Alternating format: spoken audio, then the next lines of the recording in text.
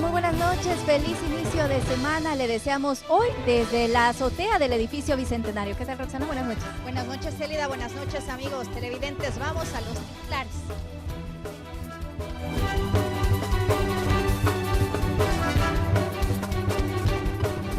Pollo Campestre presenta los titulares de Noticiero Hechos Estelar. Que apruebe la ley del veterano de guerra. Los veteranos de guerra no dan su lucha por perdida. La Asamblea Legislativa fue el destino de una de sus movilizaciones, aunque esta vez sí fueron recibidos. Entérese cómo les fue. Tenemos que pagar agua, tenemos que pagar luz. Además, la realidad del salvadoreño intentando vivir con un salario mínimo. Se les decretó la detención provisional. Entérese qué les espera a los 4 acusados de atacar a 2 agentes del PPI en la sede del Parlacen. Hoy enfrentaron audiencia. El abogado defensor del expresidente Flores pidió que sea separado el juez a cargo del caso. Salen a la luz nuevos datos sobre la segunda fuga de El Chapo Guzmán.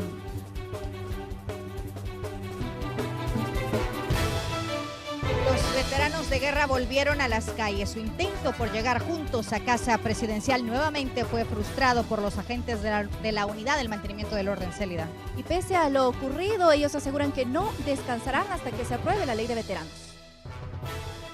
Que apruebe la ley del veterano de guerra. Los 52.000 elementos del ejército que lucharon durante el pasado conflicto armado siguen saliendo a las calles a exigir el pago de una indemnización y pensión justa. La mayoría ronda entre los 50 y 70 años. Lamentan haber dejado su juventud en una guerra y hoy piden al gobierno ayuda para salir adelante.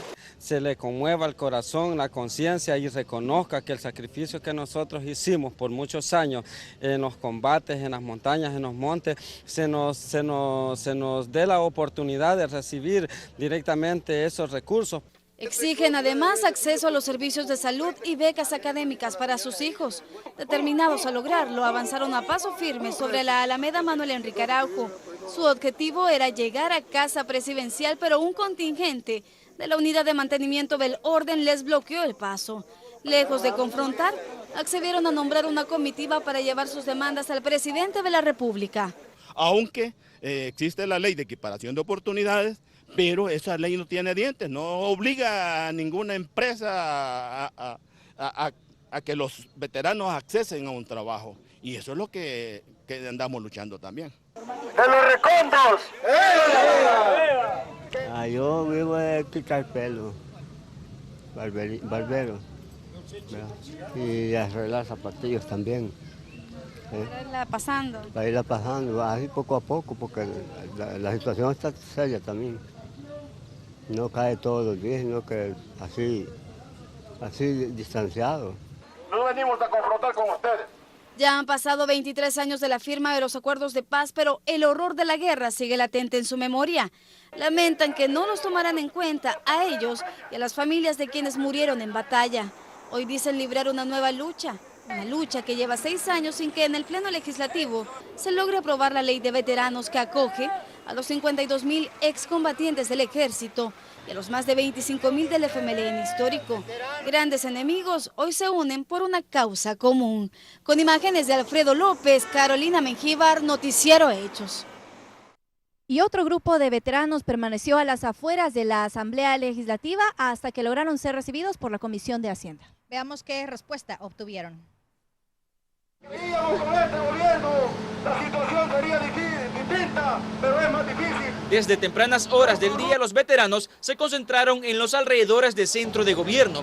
Frente a las instalaciones de CEL, manifestaron su descontento por proyectos que se ejecutan. Dicen que con estos recursos se puede financiar la ley que les otorgaría beneficios. Los veteranos de guerra seguimos en pie de lucha, combatiendo la corrupción, denunciando la corrupción. Aunque durante la guerra se atacaban entre sí, 23 años después, las necesidades los unen. Los exmiembros del FMLN y de la Fuerza Armada aseguran que permanecerán juntos hasta que se apruebe esta ley. Porque el dinero que se puede invertir, que vaya a ser invertido para la construcción de las presas, debería ser invertido para el pago de las pensiones de los combatientes. Señores, ya estamos cansados. Posteriormente, los excombatientes se desplazaron hasta el Palacio Legislativo, pero en esta ocasión, a diferencia de la semana pasada, personal de seguridad tenía los portones resguardados para que no ingresaran al recinto.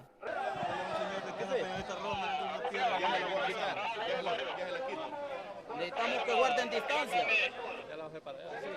Frente a la mirada de varios elementos de la UMO, los veteranos exigían ser escuchados en la Comisión de Hacienda, como se les prometió la semana anterior. Amenazaban de permanecer en el lugar durante un tiempo indefinido, incluso decididos a acampar. Una indemnización de $10.000 y una pensión de 243,10 centavos. ¿De dónde? ¿Por qué no le quitan toda esa plata a los diputados y se lo transfieren a los veteranos? Lo que pasa es que no hay voluntad política.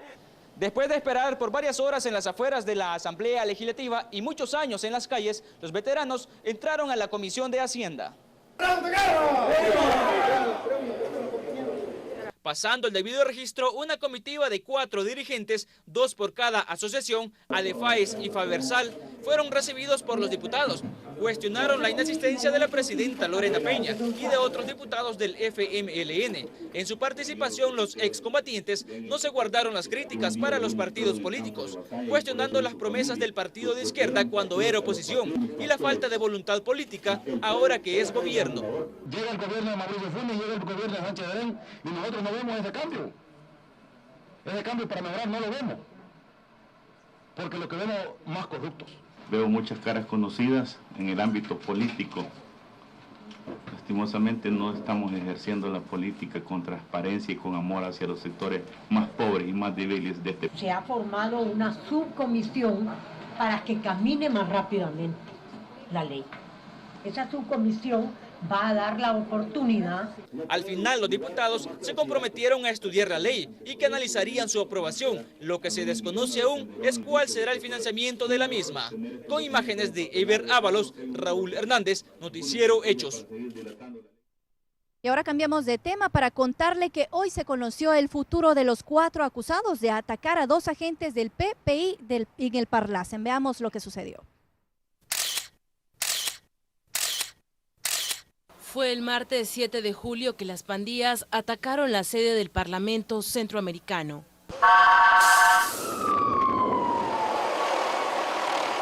Un agente supernumerario de la División a Protección de Personalidades Importantes falleció y otro más resultó lesionado.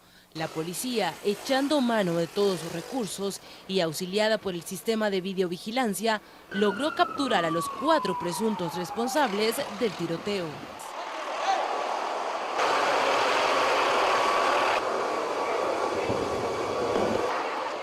Luis Gabriel Serpas y Enrique Alexander Rodríguez, supuestos miembros de la pandilla 18, fueron, según autoridades, quienes dispararon en contra de los agentes del PPI, ayudados por Diego José Vivas y Benjamín Alexander López.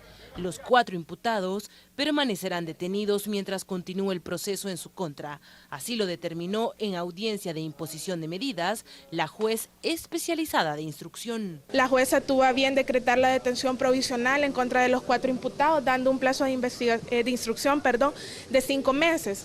A los 4 imputados se les decretó la detención provisional por los delitos de homicidio agravado imperfecto, agrupaciones ilícitas y los actos de terrorismo. La Fiscalía contará con 5 meses como periodo de instrucción para comprobar la participación de los sujetos, pero además para investigar quién o quiénes son los responsables intelectuales. La representación fiscal va a hacer uso de las experticias necesarias, como son fijación de imágenes, microscopías balísticas, todas las pruebas periciales que van a determinar que efectivamente las personas que tenemos ahorita procesadas son las que participaron en el hecho.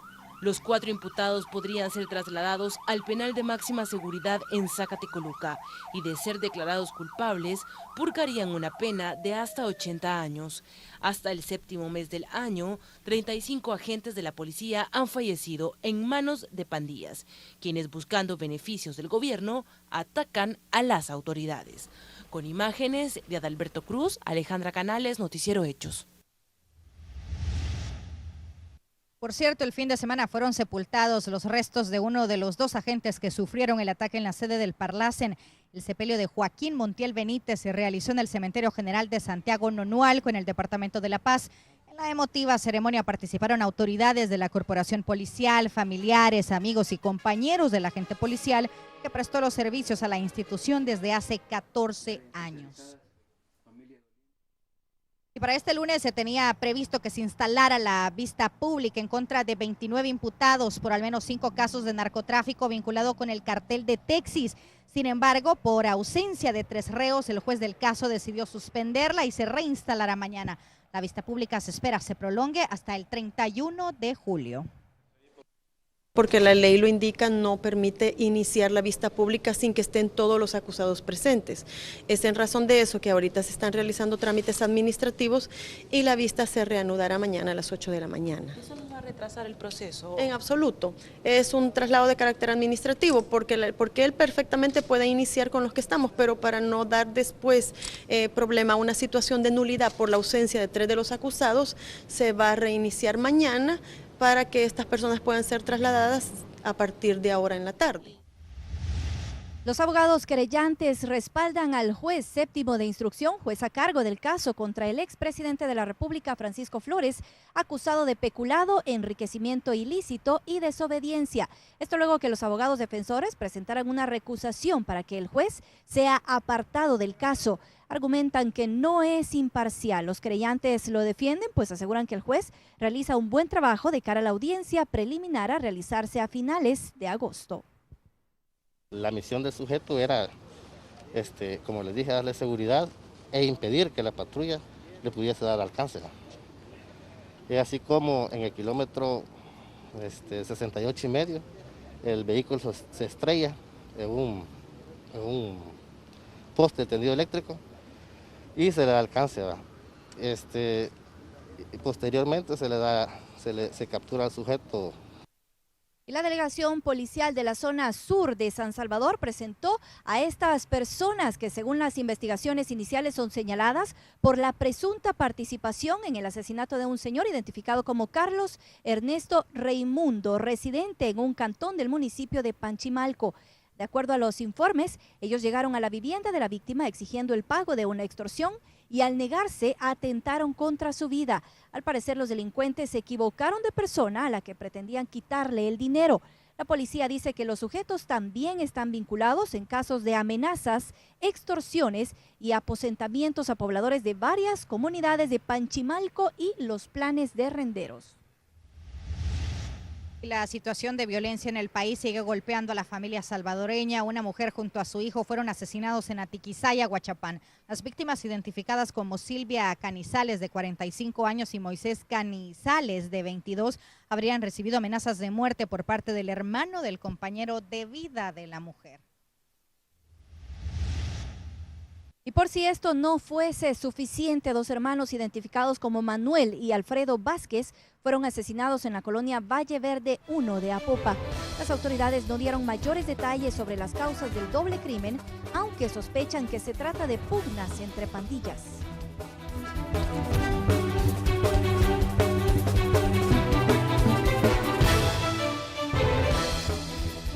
Y en China, la televisora CCTV difundió este video que muestra el momento preciso en que un río desborda y se lleva de encuentro un muro de contención. Tanto el reportero como su entrevistado se llevaron el susto de sus vidas debido a la magnitud del desastre. Todo quedó captado en video y muestra la furia de la madre naturaleza.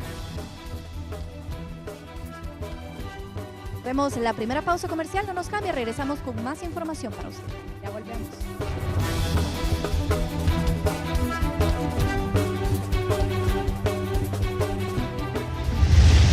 En minutos, la lucha diaria de los salvadoreños que reciben un salario mínimo.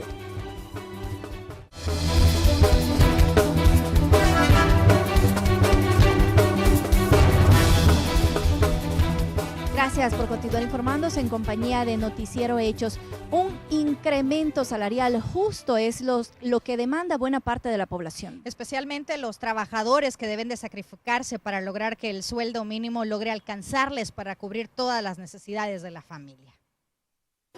El último incremento salarial fue del 4% y se hizo efectivo a inicios del año, siendo el tercero y último. En el 2013, el Consejo Nacional del Salario Mínimo acordó hacer un aumento del 12%. Este se desembolsó en 3 fases.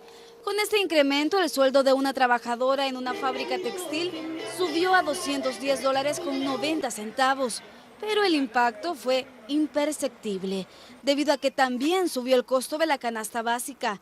Hoy en día se cotizan $193.10, es decir, solo quedan $6.90 para el pago de servicios, educación, pasajes e imprevistos en el hogar.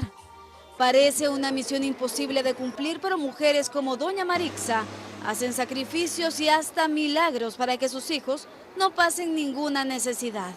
Trabaja como operaria en una fábrica textil, confecciona camisas. Todos los días viaja desde Sonsonate hacia la Zona Franca, ubicada en el Plan de la Laguna de Antiguo Cuscatlán. Es madre soltera de 2 hijos que estudian bachillerato y 3er ciclo respectivamente.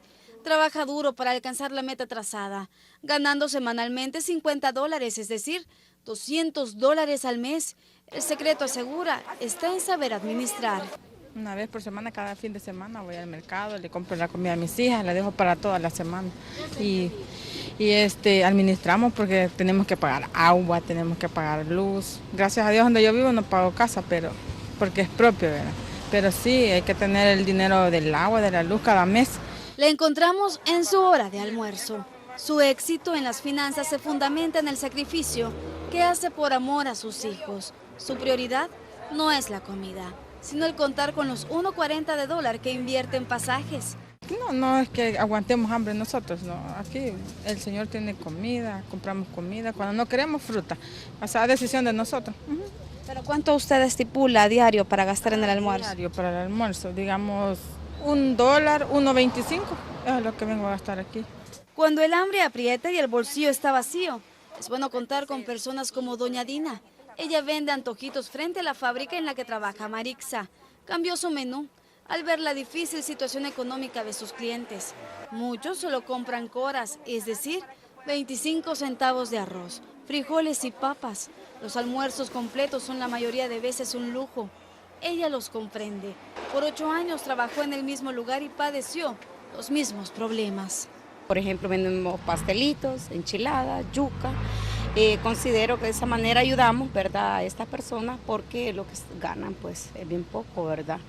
Entonces de esa manera pues es lo que aportamos nosotros con este puestecito, ¿verdad? Pedir fiado o crédito es inevitable para quienes trabajan duro sin obtener un salario justo. Ver ese sueldo, ¿verdad?, que es una canasta básica sobregirada que tenemos, ¿verdad? Las personas pues a veces no tienen ni para pasaje, a veces a mí me vienen a decir, mi Dina no tiene una cora que me preste, que mañana se la doy. O sea, qué tremendo, pues a mí me da compasión. El incremento salarial sigue siendo un tema sensible en la economía nacional.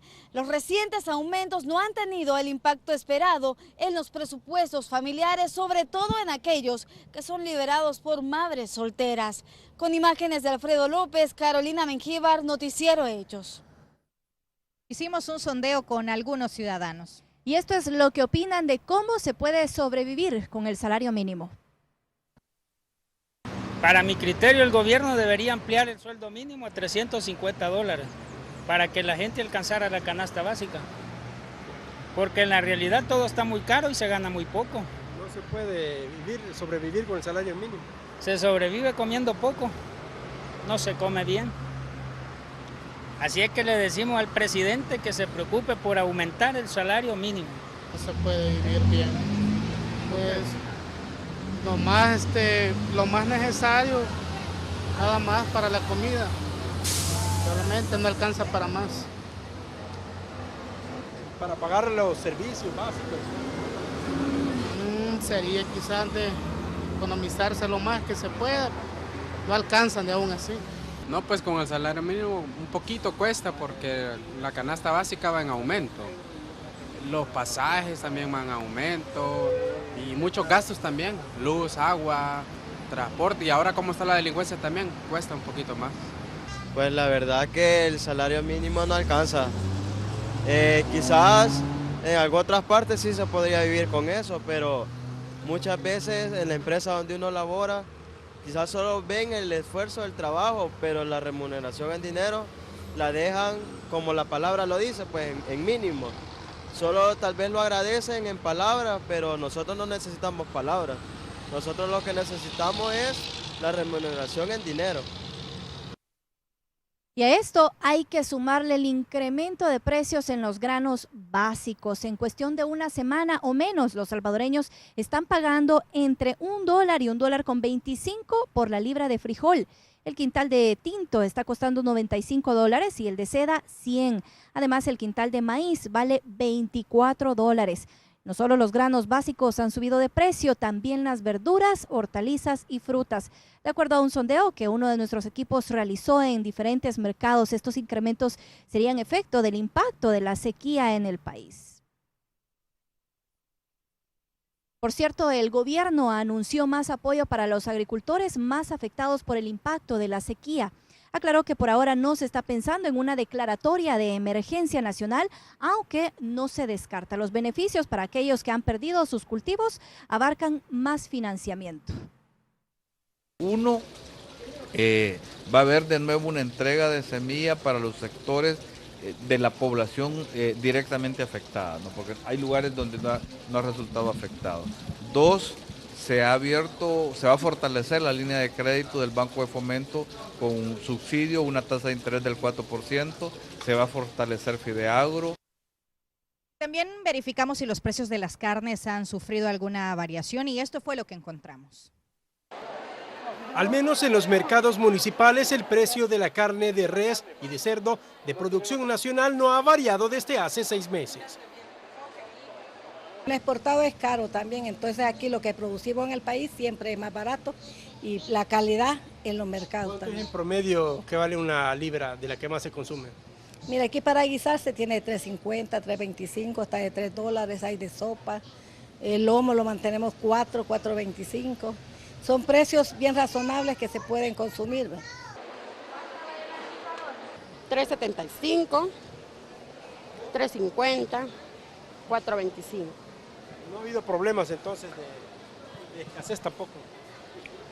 No les sabría decir porque nosotros siempre mantenemos. En la temporada de verano es usual que incrementen los precios por lo difícil y elevados costos del pasto o alimentación para el ganado. Pero afortunadamente estamos en invierno, aunque por las eventuales sequías a veces hay incertidumbre entre los comerciantes. ¿Expectativas que se ven que se van a mantener? Pues hasta ahorita no se sabe porque como eso de un día para otro sube. A veces sube 25 centavos, a veces 30 centavos, así. Como el ganado aunque esté barato, ellos siempre dicen que está caro. ¿Y eso de qué depende que suba? A veces dicen que es el pasto, por el pasto que no se encuentra. Al menos es el panorama en los mercados municipales. Las carnes importadas que se comercializan en los supermercados y las que se consumen en restaurantes podrían tener variaciones, de acuerdo al comportamiento del mercado internacional. Con imágenes de Gonzalo Tejada, Luis Alberto López, Noticiero Hechos. Y el desempleo es un fenómeno que está afectando en gran medida a los jóvenes. Ante esta realidad, el Banco Interamericano de Desarrollo hizo algunas recomendaciones al gobierno. A diario recorre varias cuadras del centro capitalino ofreciendo café. Asegura que por ahora es su alternativa para ganar unos centavos. Alfredo es parte de la lista de jóvenes desempleados. Estudió hasta 7º grado, por lo que las oportunidades de un empleo formal son nulas. Es bien difícil para nosotros porque si nosotros no sacamos un buen estudio, ¿verdad? No encontramos trabajo, ¿verdad? Fuera bueno que quisiera con un séptimo en adelante pudiera uno conseguir trabajo, ¿verdad? Porque en veces no es porque uno quiera estudiar, sino que en veces los recursos no alcanzan para poder estudiar bastante, ¿verdad? Maní salado, dulce, maní. En la misma zona, otro que ofrecía su venta era Melvin, de 17 años. Originario de Guatemala, vino con su familia en busca de oportunidades, pero solo ha logrado estudiar hasta 6º grado. Sus escasos recursos tampoco le permiten tener una mejor preparación. Hay uno que no tiene dinero de su familia, papá o mamá, pero uno le saca adelante. ¿Cómo estudias? ¿Cómo no estudio? Pero dejé el estudio porque de mi casa mío, tal vez que tenemos algo para comer, pero no tenemos dinero más para estudiar. Ambos coinciden en lo difícil que se han vuelto las oportunidades, tanto de estudio como laborales, para este importante sector, pues son el futuro económico para el país. Mientras Melvin y Alfredo comercializaban sus productos en un hotel capitalino, Gobierno y Banco Interamericano de Desarrollo hablaban de transformación, de habilidades para la productividad, dando más importancia a este sector. Existe una gran cantidad de población joven con limitada formación, sin trabajo o en la informalidad. Y por otro lado, tenemos empresas que necesitan personas para llenar sus vacantes, pero estas no cuentan con las habilidades necesarias. La realidad no la ignora el gobierno. Los jóvenes que sí encuentran un empleo no rinden como se espera, pero los desempleados y más vulnerables alarman. Tenemos cifras dramáticas, tenemos cifras, por ejemplo, conmovedoras.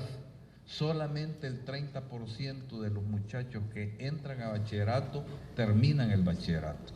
Mientras analizan estrategias de oportunidades tanto en sector privado como público, Melvin trabaja duro para cumplir un sueño.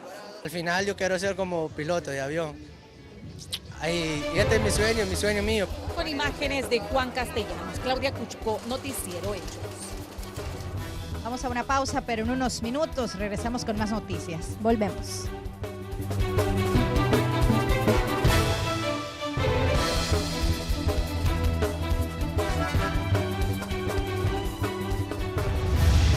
En minutos, le contamos qué pretenden algunos partidos políticos con una nueva propuesta para reformar la ley que los rige.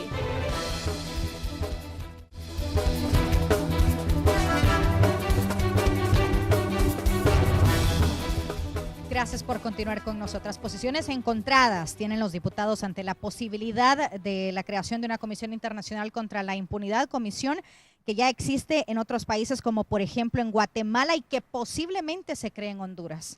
Mientras que unos consideran que sí se debe crear, otros cuestionan al sistema judicial del país. Totalmente de acuerdo con la creación de una comisión internacional contra la impunidad en El Salvador. De hecho, es uno de los requerimientos que ha establecido el Departamento de Estado de Estados Unidos para la ayuda que se deba de proporcionar a los países del Triángulo Norte de Centroamérica. La impunidad se da sobre todo en el sistema judicial. ¿Y cree necesaria esta comisión, diputado? Mire, todo es pues una idea, hay que estudiarla, ¿verdad? Pero el hecho de que haya en Guatemala o que haya en Honduras no quiere decir que sine qua non nosotros también vamos a hacer eso. Y ha nacido una nueva propuesta para reformar la ley de partidos políticos. Veamos cuál es el fin.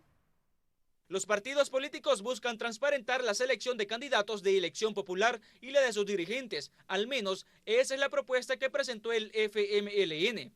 Para ello se debe tener un registro de miembros y hacer un proceso de votación directa, es decir, con voto secreto. El partido de izquierda considera que con estas propuestas de reformas a la ley de partidos se estaría respetando la voluntad de las bases, algo que es cuestionado en muchos procesos electorales. Al presidente, a presidencia de la República y candidatos al Parlamento Centroamericano a diputados pueden ser electos en un padrón nacional, para candidatos a diputados y diputadas a la Asamblea Legislativa en un padrón departamental. La iniciativa también contempla que cada partido político debe dar un espacio del 30% a la participación de las mujeres en sus dirigencias y en cargos de elección popular, además de un 25% para los jóvenes menores de 33 años.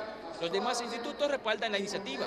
Arena dice que un avance son las reformas que realizaron a sus estatutos para la selección de candidatos. Vamos avanzando hacia la democracia y entendiendo que es la única manera como la política puede llegarle más a toda la población salvadoreña. Tomarlo en cuenta es muy importante, insisto yo, la democratización y el manejo del procedimiento para poder elegir candidatos al interior de los partidos. Buscan aprovechar este espacio para hacer las reformas, debido a que no se avecina ningún proceso electoral en los próximos 3 años. Y es que la transparencia no es lo único que preocupa a los partidos. El financiamiento de las campañas es el otro tema al que le deben apostar, pero estarían dispuestos a informar quiénes les entregan dinero para los procesos electorales. Siempre es un riesgo, siempre existe la posibilidad de que alguien quiera intervenir en la política partidaria de forma ilícita. Y ese es uno de los riesgos de la democracia representativa. Lo más importante es que la población conozca de dónde obtienen los recursos los partidos políticos para poder financiar sus campañas. ¿Están de acuerdo en informar quién les están financiando a ustedes? Siempre hemos estado de acuerdo. Aquí los únicos dos que no han estado de acuerdo con ese tema son el FMLN y AREN. Es de recordar que una resolución de la Sala de lo Constitucional ordenó a los diputados realizar reformas a esta ley para que establezcan su democracia interna y hagan público el financiamiento. Con imágenes de Eber Ábalos, Raúl Hernández, Noticiero Hechos. Dentro de pocos años el país podría estar generando combustible natural. Esta proyección fue anunciada por la Superintendencia de Electricidad y Telecomunicaciones. Dentro de unos 3 años, buena parte de los hogares salvadoreños podrían consumir energía eléctrica generada con gas natural. Tras evaluar requisitos legales, la Superintendencia de Electricidad y Telecomunicaciones anunció la ampliación de la base energética que incluye esta nueva forma de generar electricidad. Ha aprobado la estrategia de compra de combustible GNL y las bases de licitación correspondientes para el abastecimiento de energía por un periodo de 12 años, comenzando en el año 2019. El proyecto que está desarrollando Energía del Pacífico es de mucho interés para el país y para la región, por lo que esta licitación pública internacional representa uno de los puntos más relevantes en su evolución, pues nos facilita un procedimiento transparente y con las mejores condiciones del mercado global para la obtención de este combustible, el gas natural. Con esta fuente de energía se estaría cubriendo buena parte de la demanda energética a nivel nacional. Estamos asegurando el abastecimiento de energía eléctrica para nuestro país en base a energías limpias a precios razonables para estos próximos años. En este caso, estamos hablando que aproximadamente el 30% de la demanda nacional de energía eléctrica será cubierta gracias a esta decisión que hoy estamos anunciando al pueblo salvadoreño. De acuerdo a la proyección, la planta de gas natural licuado será construida en Acajutla, Sonsonate, entre finales de 2015 y 2017, y las operaciones iniciarían a partir de 2018. Las empresas internacionales serán incluidas en una licitación pública de libre competencia para el suministro de gas por 20 años. El proceso de licitación se está lanzando simultáneamente a esta conferencia de prensa internacionalmente hoy, bajo los principios de legalidad, transparencia, publicidad e igualdad. Habrá publicaciones en periódicos de circulación nacional, en medios especializados a nivel internacional. De acuerdo con la inversión privada, la planta a instalar en la zona costera del occidente del país tendría una potencia de 355 megavatios por aproximadamente 20 años. Con imágenes de Juan Castellanos, Claudia Cuchco, Noticiero Hechos. Nuevamente hacemos una pausa comercial, pero agradecemos a John Marcel que se ha comunicado con nosotros vía Twitter. Nos comenta que en Soyapango ya está lloviendo. Y también saludos para Miguel Flores, quien también a través de Twitter nos reporta lluvias en Apopa. Con esta información vamos a la pausa. Volvemos.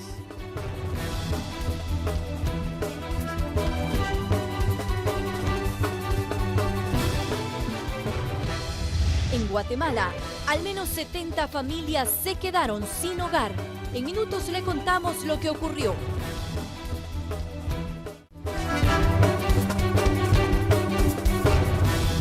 Conmoción y titular ha sido desde este fin de semana la noticia del escape casi de película de uno de los narcotraficantes más famosos de la región y del mundo. Estamos hablando del ya conocido Chapo Guzmán. Las autoridades ofrecen a esta hora de la noche una conferencia de prensa. Escuchemos las declaraciones.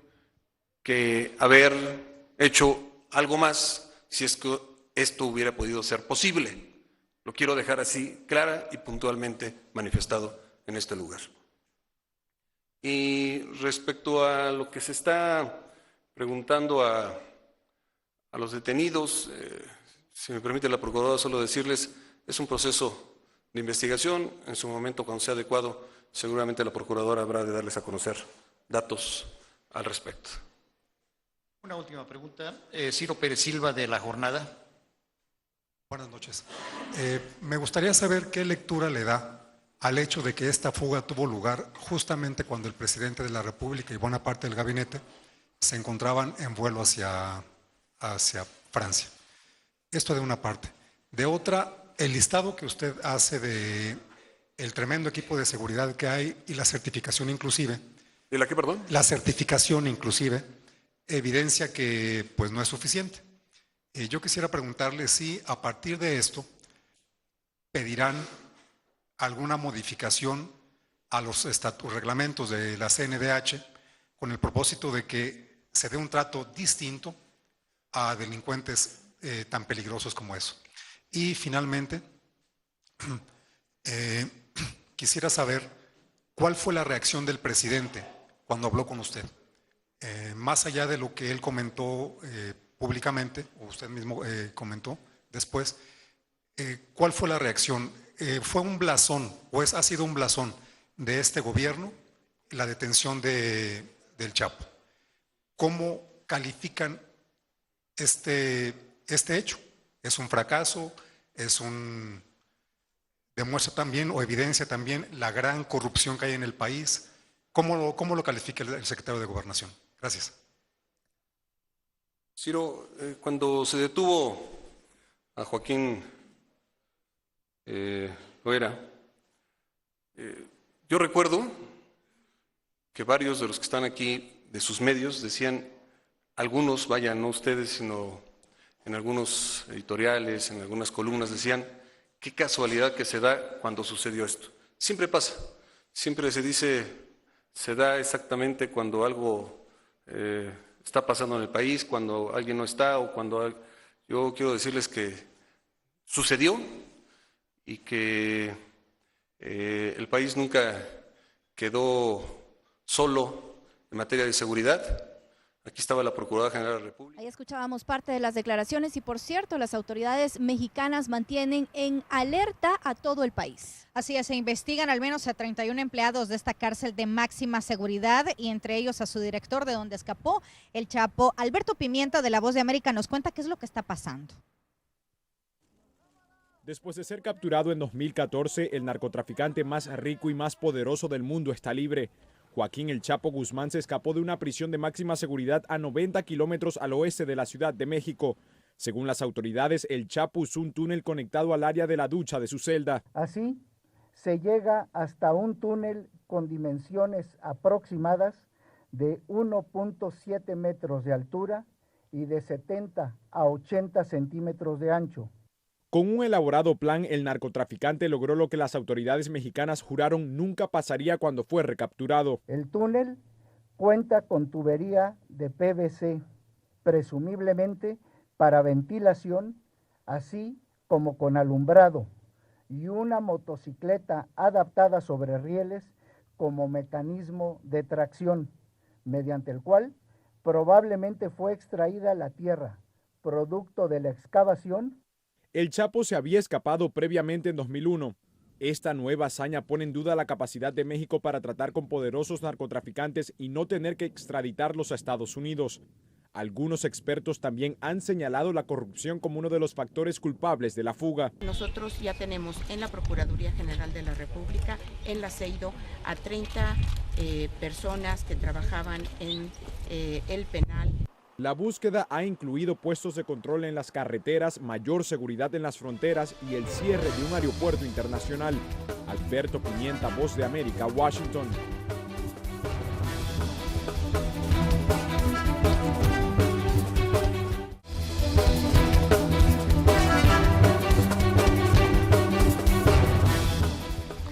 tormentas eléctricas de moderadas a fuertes es lo que se está viviendo a esta hora de la noche en nuestro país. A continuación vamos a ver las imágenes del Servicio Nacional de Estudios Territoriales del SNET, en donde se muestran algunos de los puntos casi focalizados, Célida, en el centro, en la zona central del país, a donde están las lluvias, saliendo, digamos, de San Miguel, y ya vamos aproximándonos hacia otras zonas del país. Toda la zona central prácticamente. Y bueno, tenga usted en cuenta que para mañana martes se tendrá el desplazamiento de una onda tropical por el país, la cual va a permitir el ingreso y la acumulación de más humedad en horas de la tarde y noche, con lluvias y tormentas eléctricas de moderadas a fuertes, iniciando en la franja norte y oriente del país. Téngalo en cuenta porque siguen las lluvias para las próximas horas. Vamos ahora nosotras a cambiar de tema para hablar de tecnología, y es que la app de YouTube para los teléfonos inteligentes ya está incurriendo en la reproducción de video 60 fotogramas. Conozcamos más en la siguiente cápsula Geek.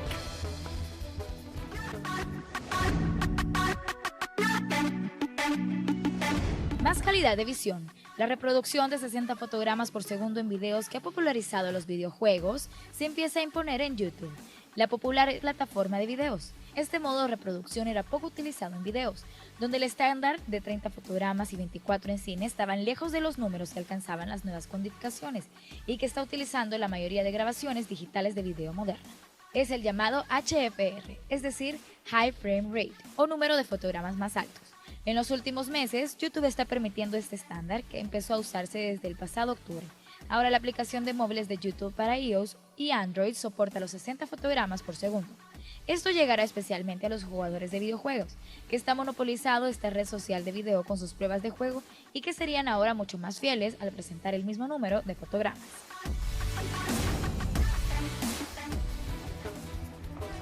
Y ya para finalizar, le queremos presentar las imágenes de un hospedaje extremo en el Valle Sagrado del Cusco. Esto es en Perú. En total son 3 refugios colgantes, completamente transparentes, a 400 metros de altura y sujetados a una montaña. Así, la agencia de viajes Natura Vive creó los módulos de vivienda vertical diseñados con aluminio aeroespacial y policarbonato de alta resistencia.